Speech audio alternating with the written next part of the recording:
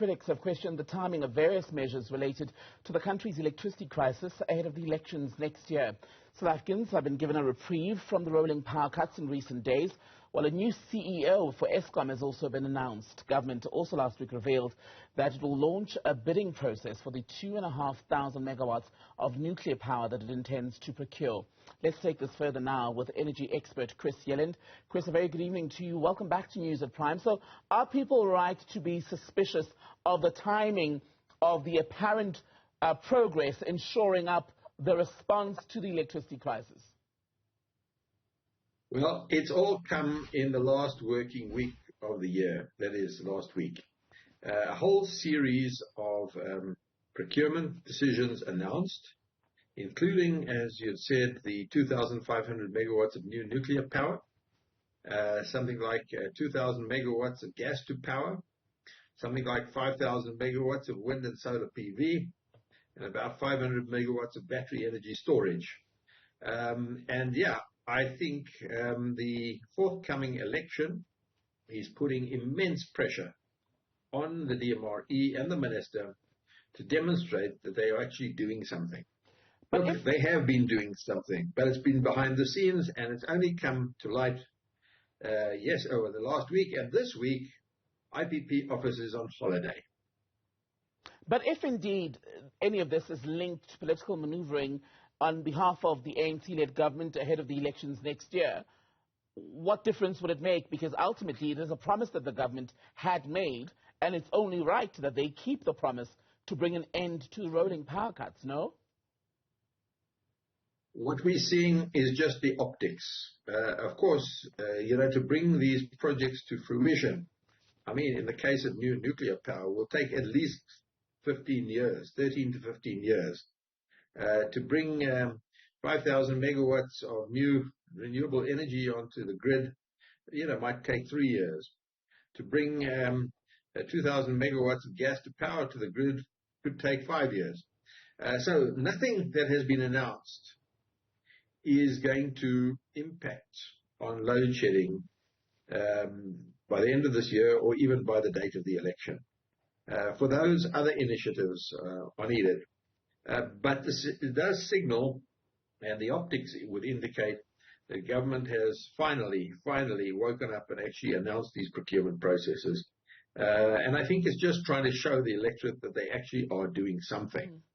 And at a bottom line level, is the situation regarding energy generation in the country, is it genuinely improving?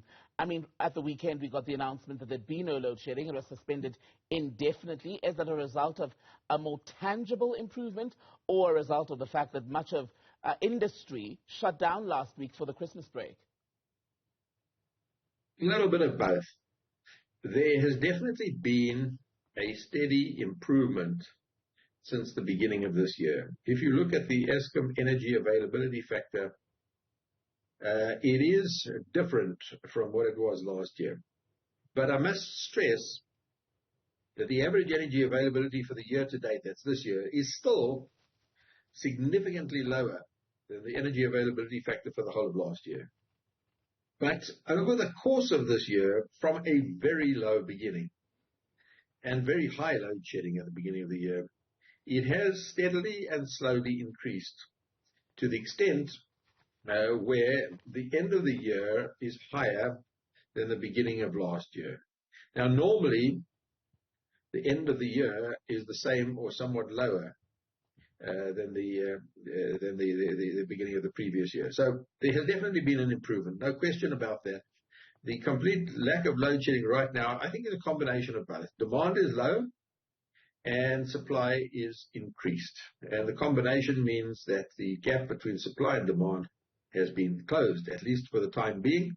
And we'll have to see how things pan out in the weeks ahead and, in fact, in the year ahead. But I do believe that next year, the energy availability factor will not be lower than this year. I think it will stabilize next year. As I said, this year, the energy availability factor is significantly lower than last year, even though there's been an improvement towards the end of the year.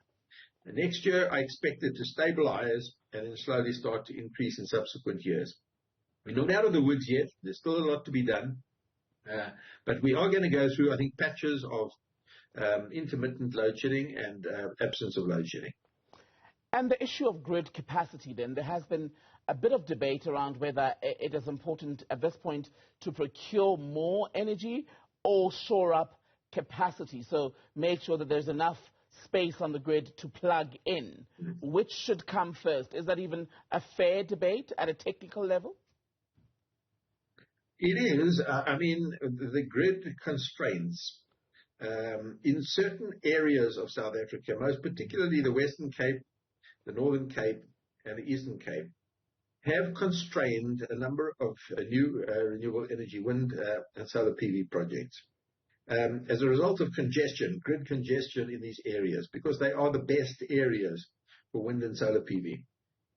But the reality is that there are significant parts of the country where there is grid capacity. For example, the Free State, Limpopo, Gauteng, Mpumalanga, KZN.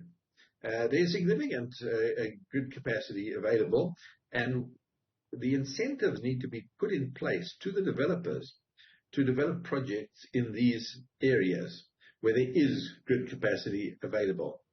And there are other techniques which will unlock some grid capacity in the Northern Cape, the Eastern Cape, and the Western Cape. So there are things that we can do, that Eskom can do, to free up some additional grid capacity, which will enable a number of projects to come to the grid. Right now, the only game in town is wind and solar PV and battery energy storage. All the rest is talk.